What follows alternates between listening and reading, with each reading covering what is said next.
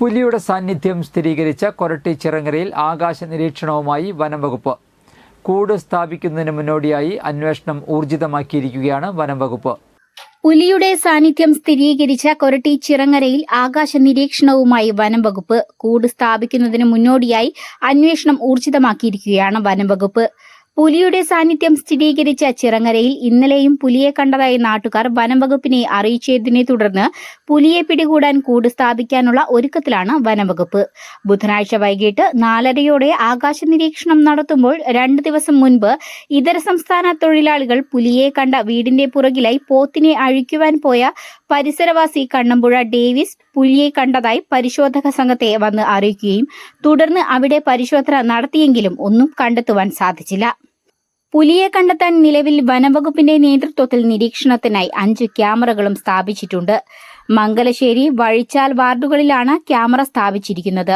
കൂടാതെ പുലിയെ കണ്ടതിന് സമീപമുള്ള 3 വാർഡുകൾക്ക് പുറമെ 15 കിലോമീറ്റർ ചുറ്റളവിൽ ഡ്രോൺ നിരീക്ഷണവും നടത്തിവരുന്നു. Vaiga thread, government of India press തുടങ്ങിയ സ്ഥാപനങ്ങളുടെ കാട് പിടിച്ചു കിടക്കുന്ന സ്ഥലങ്ങളും ഡ്രോൺ ഉപയോഗിച്ച് നിരീക്ഷണവും നടത്തി. ഇതോടൊപ്പം പുലിയെ പിടിക്കാനുള്ള പ്രവർത്തനങ്ങൾ ഏകോപിപ്പിക്കുന്നതിനായി വിവിധ സർക്കാർ വകുപ്പുകളെ ഉൾപ്പെടുത്തി വിദഗ്ധ സമിതിക്ക് രൂപം നൽകിയിട്ടുണ്ട്. ഈ സമിതിയുടെ റിപ്പോർട്ടിന്റെ അടിസ്ഥാനത്തിലാണ് കൂട് വയ്ക്കുവാൻ വേണ്ട നടപടികൾ സ്വീകരിക്കുകയെന്ന് റേഞ്ച് ഓഫീസർ വിജയ് ജീഷ്മ പറഞ്ഞു. കഴിഞ്ഞ ദിവസം ചിറങ്ങരയിൽ എത്തിയ പുലി വളർത്തുനായയെ പിടികൂടിയതോടെ പ്രദേശത്തെ ജനങ്ങൾ പരിഭ്രാന്തിയിലാകുകയായിരുന്നു. തുടർന്ന് ചിറങ്ങരയുടെ വിവിധ ഭാഗങ്ങളിൽ പാദം പുലിയുടേതാണെന്ന് വനംവകുപ്പ് അധികൃതർ സ്ഥിരീകരിച്ചിരുന്നു. അതേസമയം കഴിഞ്ഞ രാത്രി വഴിച്ചാൽ റെസിഡൻസ് അസോസിയേഷന്റെ ക്യാമറയിൽ പതിഞ്ഞ പുലിയെന്ന് നാട്ടുകാർ സംശയിച്ച ജീവി നായയാണെന്ന് വനംവകുപ്പ് പരിശോധനയിൽ തെളിഞ്ഞു.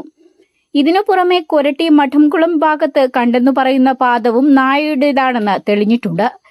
കഴിഞ്ഞ മേലൂർ പൂലാനിയിൽ കണ്ടതായി പറയുന്ന ജീവി മ്ലാവാണെന്ന് പരിശോധനയിൽ സ്ഥിരീകരിച്ചു. പരമാവധി രാത്രി സമയത്തും പുലർച്ചെയും ഒറ്റയ്ക്കുള്ള സഞ്ചാരങ്ങൾ ഈ മേഖലയിൽ ഒഴിവാക്കണമെന്നും എന്തെങ്കിലും സംശയങ്ങൾ തോന്നിയാൽ വനംവകുപ്പിനെ അറിയിക്കേണ്ടതാണ്. ആകാശ നിരീക്ഷണത്തിന് range officer Vijay Jeeshma, tahsildar PK Jacob, deputy range ഓഫീസർമാരായ PV Ajayakumar, Albin Antony, RR team, panchayat അംഗം വർഗീസ് പയ്യപ്പിള്ളി എന്നിവർ നേതൃത്വം നൽകി.